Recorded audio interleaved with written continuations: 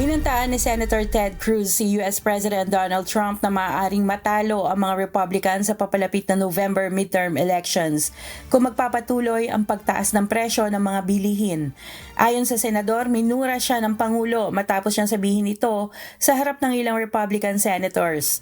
Sinabihan ni Senator Cruz ang Pangulo na mababa ng 30% ang 401k ng mga tao at mas mataas ng 10 to 20% ang presyo sa mga merkado kaya maaaring mawalan ng suporta sa House at Senate ang mga Republican. Maaari din umanong humarap sa impeachment case ang Pangulo. Sa nakalipas na survey ng New York Times at Siena, 64% ang hindi aprobado sa pamamahala ng Pangulo. Nakita rin na ang mga bumoto sa kanya noong 2024 ay hindi na siya gusto ngayon. Inakusahan din ni Senator Cruz si Vice President J.D. Vance na nasa likod ang pag-atake sa foreign policy agenda ng Pangulo.